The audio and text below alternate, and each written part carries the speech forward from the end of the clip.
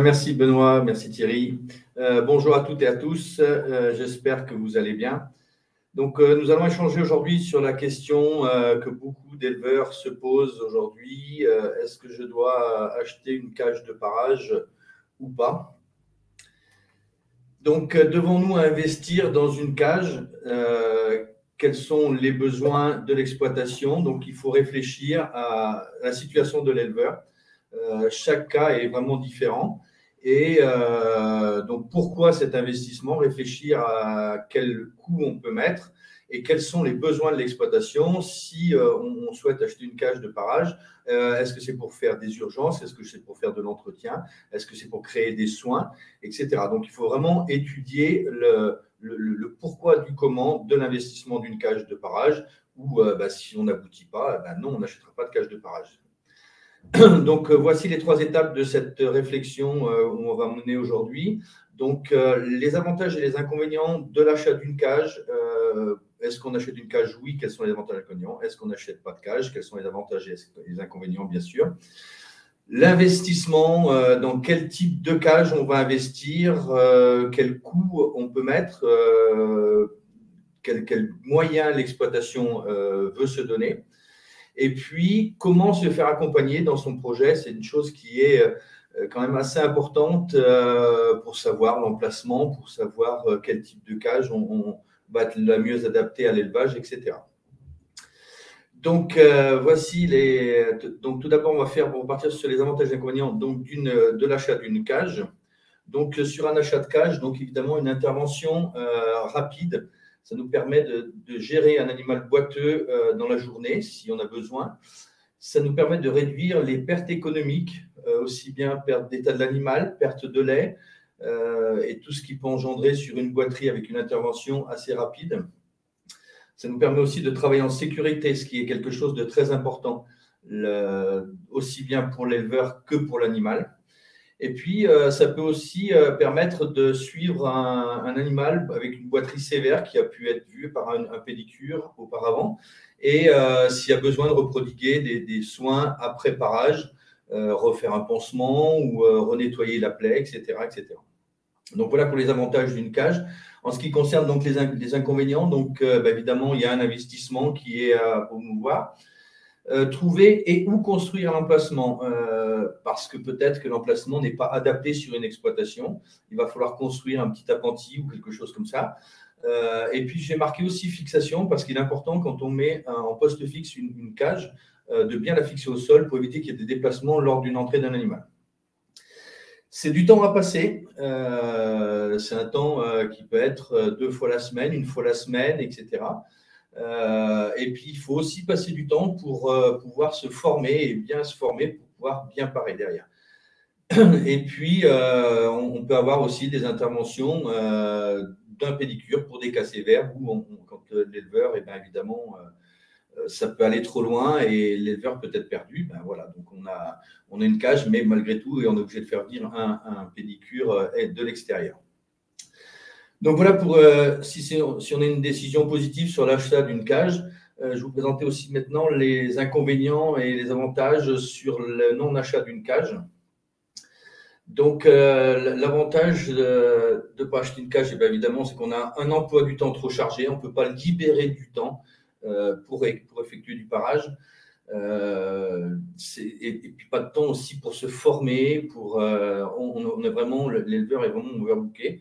Et dans le planning, il n'y a pas de place pour ça. Ou s'il y en a, si c'est 1 fois par mois ou tous les 2 mois, c'est pas avantageux.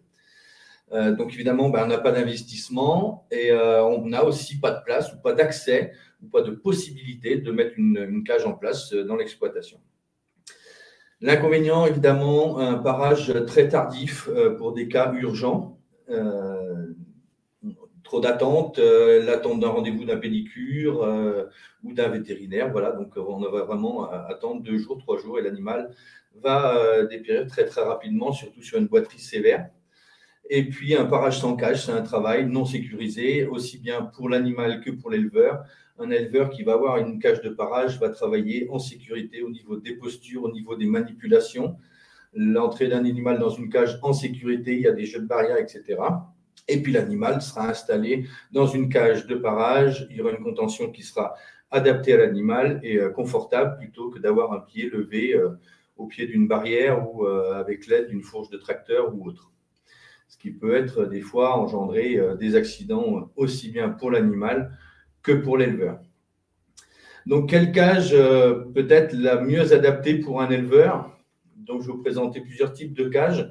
Donc, tout d'abord, une cage professionnelle, donc le coût assez élevé, de 45 000 à 90 000 euros, suivant bien sûr les marques, les types, les options, etc.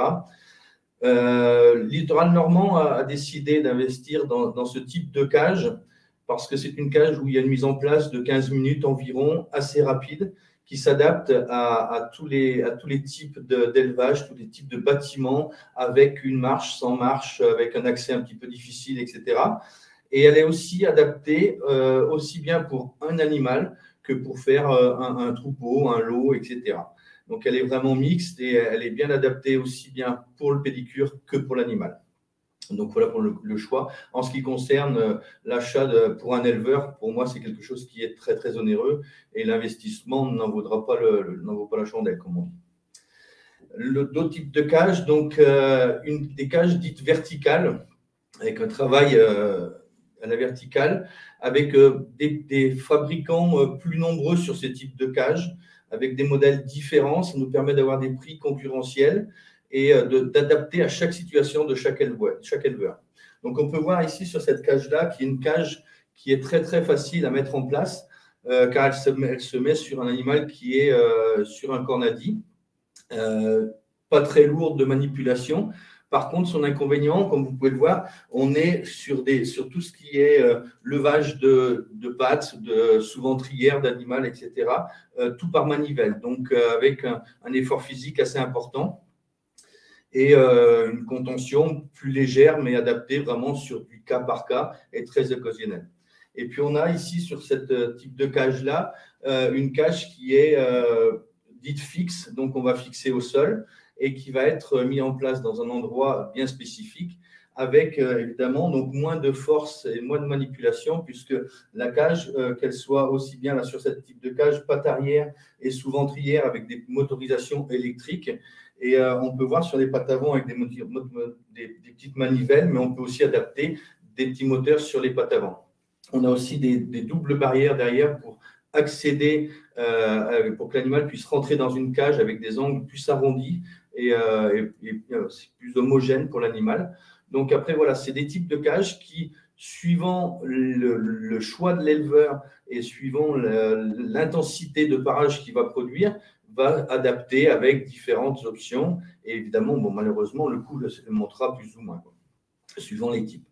Donc, on a ces types de cages. On a aussi ce qu'on appelle une cage dite montante. Donc, c'est des cages qui vont se lever de 40 à 50 cm du sol pour un meilleur confort de l'éleveur, avec une posture du dos très droite et un travail droit, moins fatigant, bien sûr. Et sur ce type de cage-là, qui est beaucoup plus élevé aussi, pareil, un coût plus important, mais avec beaucoup de motorisation sur les pattes, sur les sangles, etc.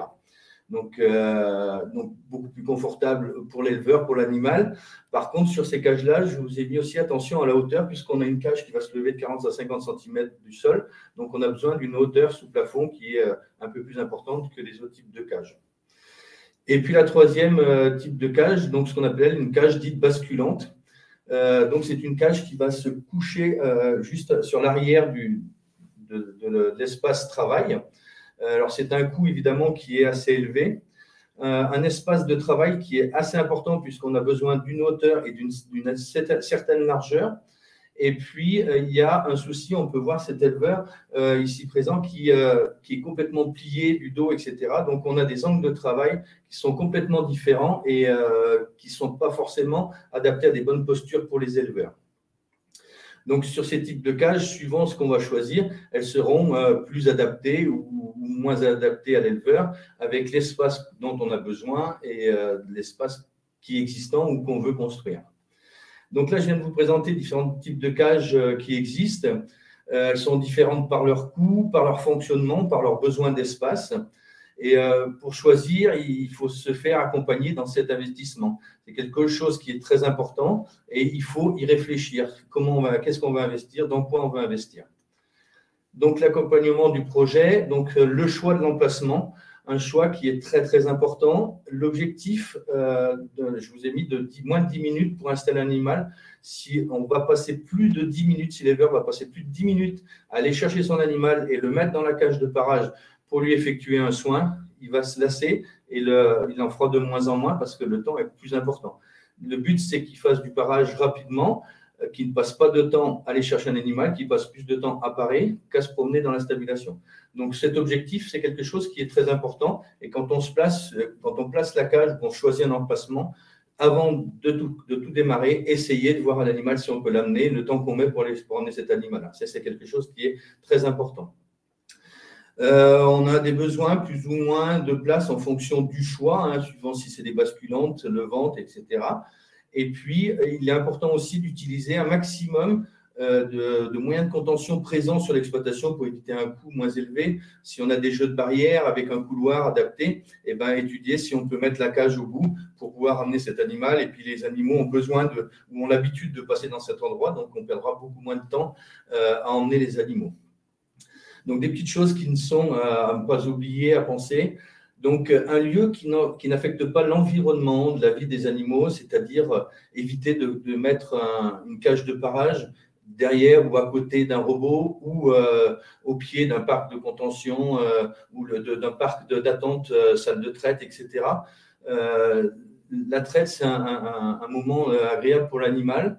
C'est un soulagement, c'est un besoin, c'est un plaisir. Si l'animal va s'approcher de son lieu de plaisir alors qu'il y a à côté un système de contention où l'animal est un peu stressé, il ira moins sur l'espace traite ou avec une certaine appréhension de dire est-ce que je vais aller me faire traire ou est-ce que je vais aller dans la cage.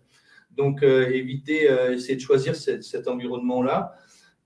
Alors, choisir dans son environnement, il faut y penser bien sûr avoir une arrivée d'eau pour plusieurs raisons. Déjà, pour mettre un petit nettoyeur haute pression qui est dédié à cet espace, qui ne servira uniquement à nettoyer sa cage, etc.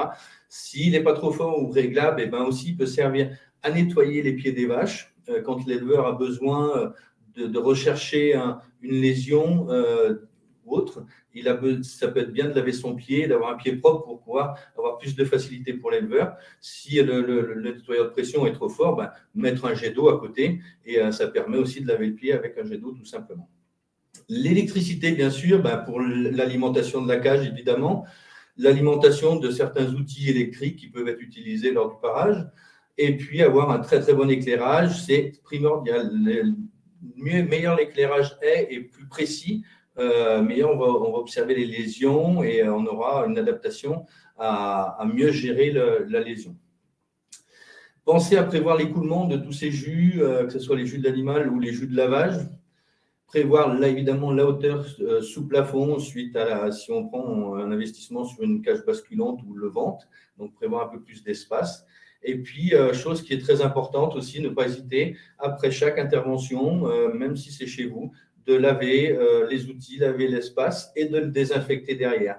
Ça évitera d'avoir des problèmes de germes qui se développent en attendant d'une semaine ou 2 semaines, d'avoir augmenté nos germes qui seront présents. Donc, bien désinfecter les lieux, pour moi, c'est quelque chose qui est très important. Donc, voilà. Et puis, la formation. Une formation individuelle de parage, donc dans sa globalité, c'est mon ressenti, c'est la façon, je pense, qui est la mieux adaptée. Alors, ça peut être 4 jours. Pour moi, c'est un minimum de 4 jours de formation qui peuvent être espacés de 15 jours. On fait 2 jours et puis 2 autres jours, 15 jours après, ça permet à l'éleveur de commencer à faire du parage et de corriger, de voir les problématiques qui peuvent être retrouvées par l'éleveur sur sa cage pendant les 15 jours où la personne n'est pas là. Sur cette formation, donc les différentes étapes, déjà on apprend à travailler en sécurité sur l'achat de la cage de l'éleveur, comment l'éleveur doit se placer, comment il doit amener ses barrières, où il doit poser ses outils, etc., sans qu'il se blesse, sans blesser l'animal, pour que l'animal puisse venir en toute sécurité. Voilà, donc on travaille sur toute la sécurité de la cage. Le choix des outils adaptés à l'éleveur et puis des EPI, des équipements de protection individuels qui sont pour moi très, très importants. Si on ne veut pas se couper, on va utiliser des outils très tranchants. Si on ne veut pas se couper, il faut s'adapter. Donc, il y a des gants de protection anti-coupure, il y a des lunettes de protection, il y a des tabliers, des chaussures ou des bottes de sécurité. Voilà, c'est des choses qu'il faut mettre. On travaille dans un milieu agressif, dangereux, avec des outils tranchants. Donc, se protéger, pour moi, les EPI sont quelque chose de très important aussi. On voit aussi l'affûtage des outils avec différentes meules, etc.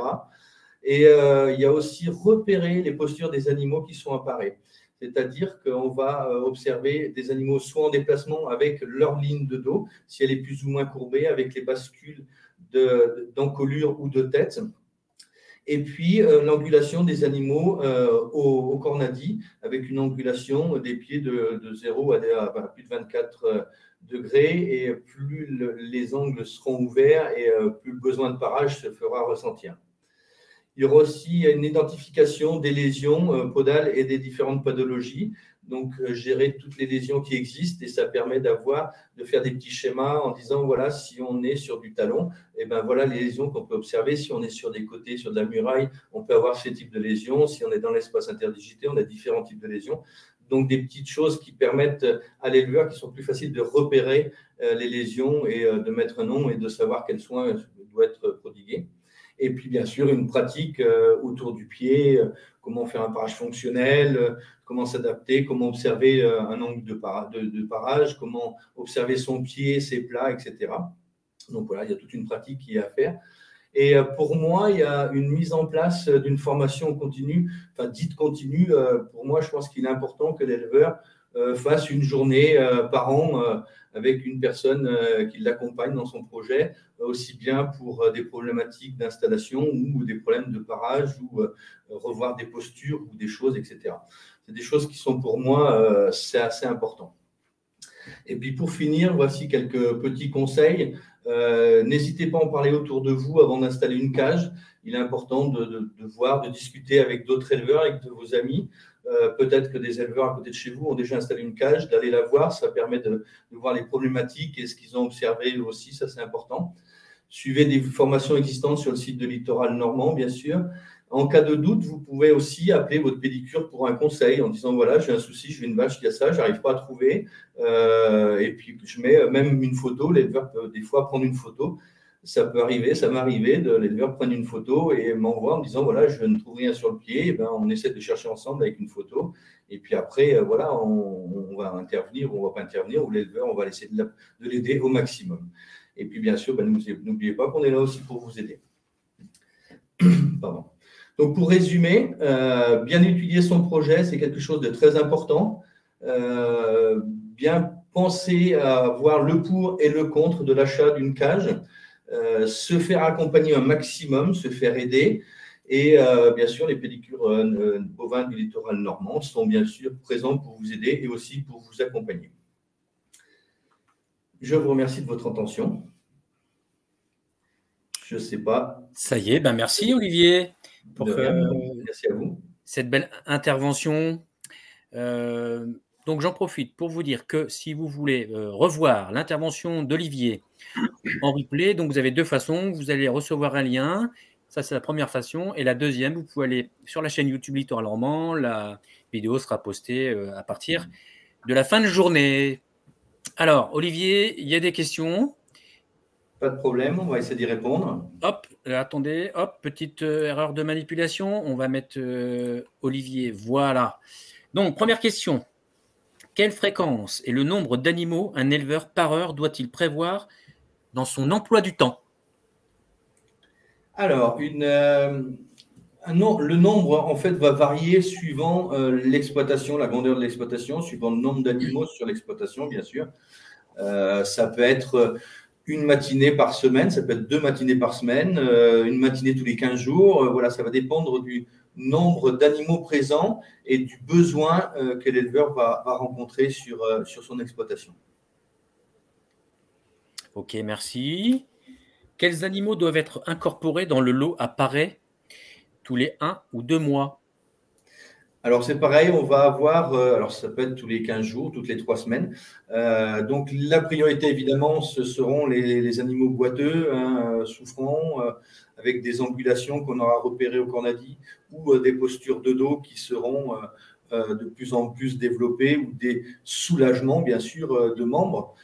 Donc, il y aura bien sûr en priorité ces vaches-là.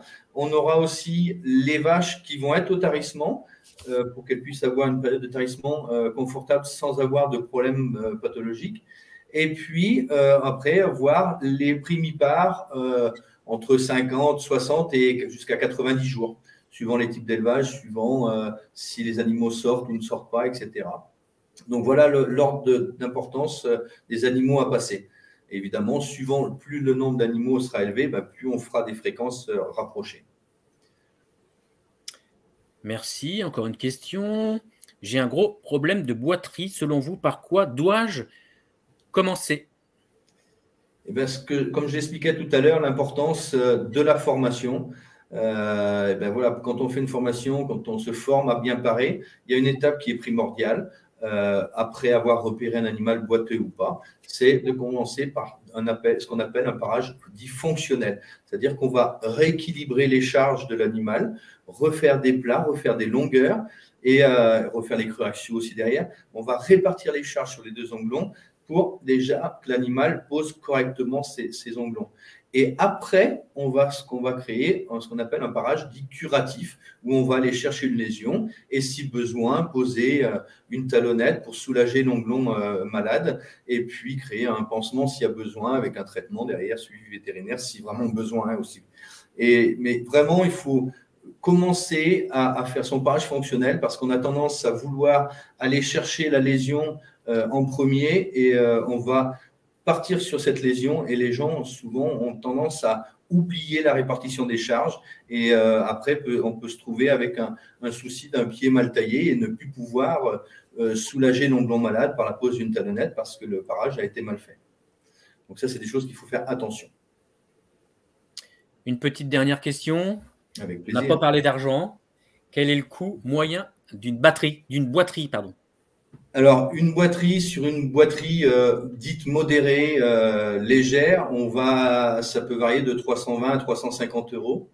Et par rapport à une boiterie dite sévère, où l'animal, il y a vraiment une suppression d'appui du membre et l'animal, voire même se lève de moins en moins, à des périodes de couchage de plus en plus importantes parce qu'elle ne peut plus se déplacer, va moins manger, etc.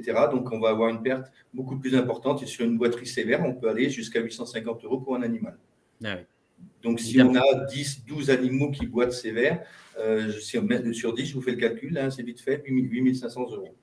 Ça va très, très vite. Donc, d'où l'importance de gérer des boiteries dites en urgence. Merci Olivier. Je ne sais pas si Thierry, tu as une… Merci Olivier pour la qualité de l'intervention. Question, côté littoral normand, on a des pédicures aussi qui sont présents sur le terrain. Est-ce que les pédicures peuvent intervenir aussi pour faire des formations dans les exploitations en direct ou pas, avec les cages des éleveurs voilà. Est-ce que c'est possible ou c'est plus compliqué? Qu'est-ce que l'on peut faire de ce côté-là? Alors, tout à fait. Alors, bien sûr, il y a une équipe de 9 pédicures qui est en place sur le littoral normand, qui, eux, ont leur rayon d'action et interviennent en exploitation. Sur des formations, sur l'accompagnement d'éleveurs, littoral normand, on est en train de créer ça, de voir comment on peut aider nos éleveurs avec un coût minimum pour pouvoir les accompagner aussi bien sur une mise en place que sur une formation. Et en ce qui concerne un pédicure de littoral normand ou même d'ailleurs, pour moi, il est important que le pédicure intervienne, même si c'est pour une vache, sur sa propre cage. Parce que le pédicure connaît sa cage, connaît les réactions. S'il y a un problème avec l'animal, ou l'animal va s'énerver, va stresser ou va avoir un problème X ou Y, le pédicure connaît sa cage, il va pouvoir réagir sur sa cage. S'il est sur une cage d'éleveur qui ne connaît pas parfaitement, il peut se tromper dans les boutons et pas avoir les bons mouvements à faire. Donc pour moi, même si un pédicure intervient pour une vache, il doit intervenir sur sa propre cage.